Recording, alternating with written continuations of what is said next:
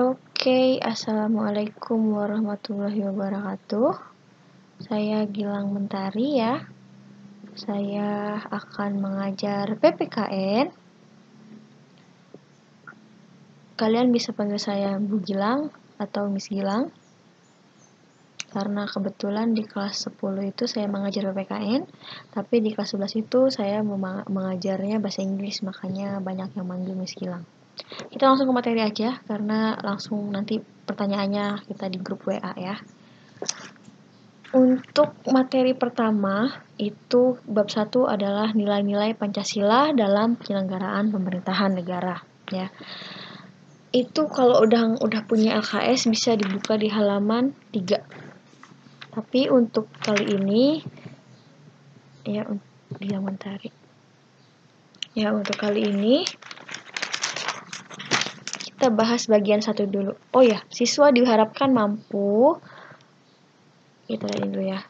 Nah, siswa itu diharapkan mampu menganalisis nilai-nilai Pancasila dalam kerangka praktik penyelenggaraan pemerintahan negara, lalu menyajikan hasil nilai-nilai Pancasila dalam kerangka praktik penyelenggaraan pemerintahan negara, ya. Okay, let's go to the slideshow. Next. Nah, ini power. Apa itu? Orang yang punya kekuasaan ya. Pemimpin kekuasaan itu. Kalau pemimpin itu biasanya dia mengatur orang lain ya. Jadi apa sih itu kekuasaan? Oke. Di materi ini kita bicara tentang kekuasaan, itu artinya kalau bahasa Inggris itu power kekuasaan. Ini ada sedikit video. Jadi kalau ciri-ciri orang kalau punya kekuasaan itu macamnya kayak gini. Ini cuma video animasi aja sih ya. Maksudnya cuplikan film, sorry. Kita play dulu nih. Katanya kalau kekuasaan itu adalah kemampuan seseorang untuk memengaruhi orang lain agar melakukan tindakan-tindakan yang diperintahkannya. Kalau ini sih diambil saya dari film Bruce Almighty. Jadi dia punya semua kekuatan hampir mirip Tuhan gitu ya. Tuhan ya. Jadi kalau orang itu kalau punya kekuasaan itu pengennya dia melakukan tindakan-tindakan yang diperintahkannya supaya orang lain itu mau melakukan tindakan-tindakan tersebut ya. Kita mainin dulu animasinya. Gak ada suaranya ya. Oke, kita ulang sekali lagi.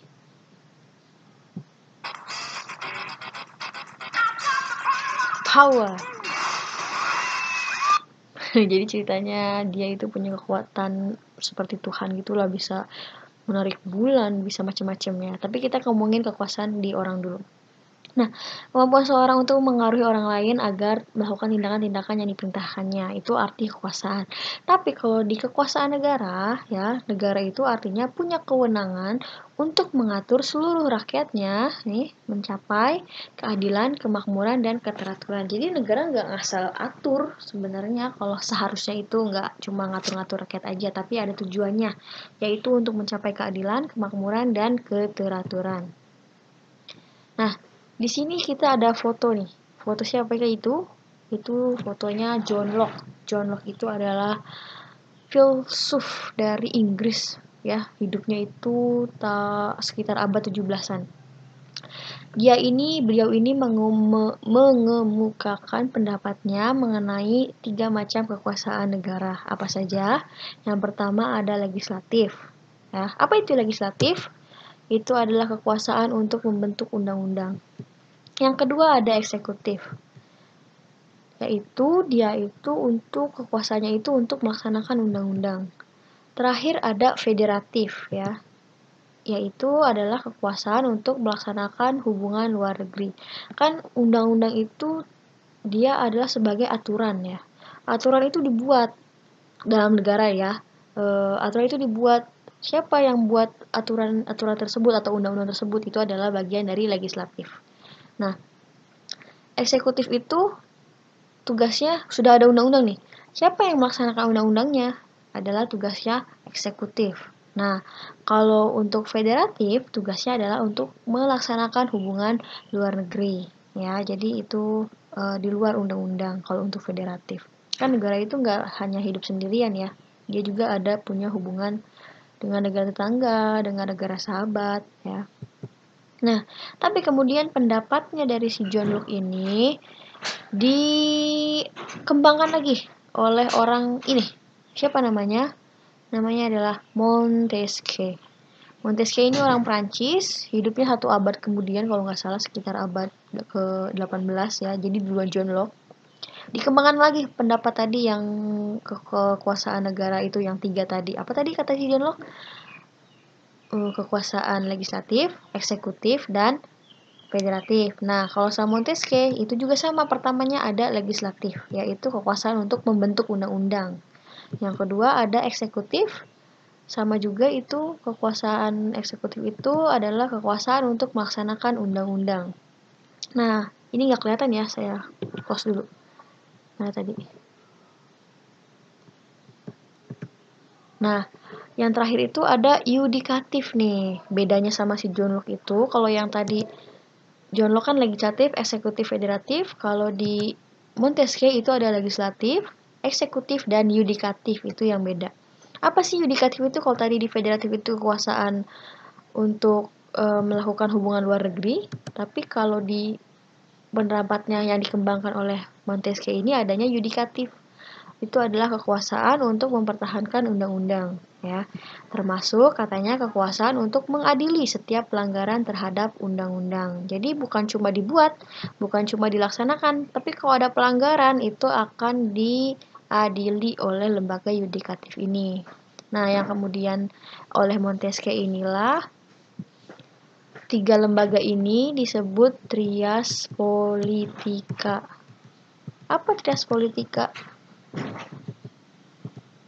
Nah, trias politika adalah sebuah ide bahwa sebuah pemerintahan berdaulat itu harus dipisahkan antara 2 atau lebih kesatuan kuat yang bebas. Jangan kayak tadi ya, kayak si Bruce tadi tuh, berlaku sewenang-wenang gitu ya. Karena kekuasaannya cuma ada di 1 orang.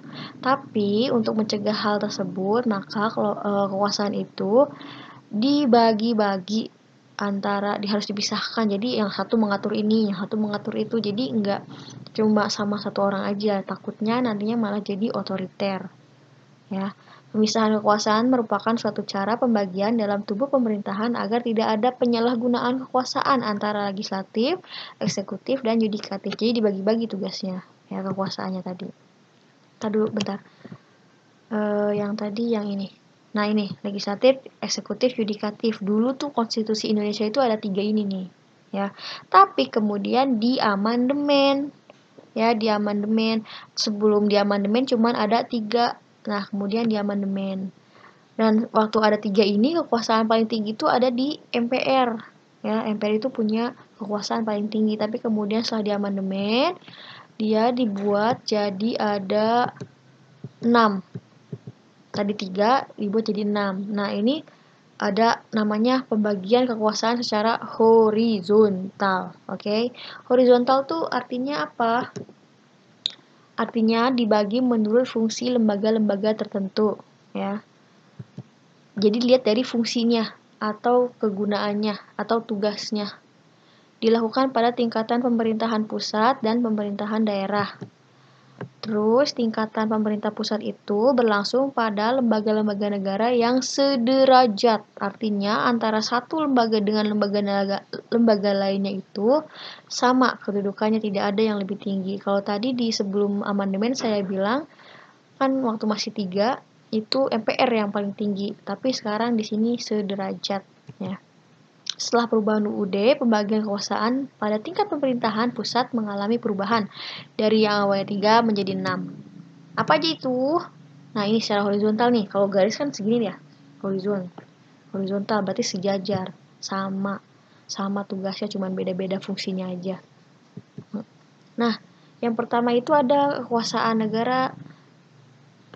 konstitutif, Apa itu konstitutif? Yaitu kekuasaan negara untuk mengubah dan menetapkan UUD 45. Karena Undang-Undang Dasar itu nggak bisa ditambahin atau dikurangin sembarangan. Ya. Kalau UU bisa ada revisi gitu kan. Kalau UUD itu cuma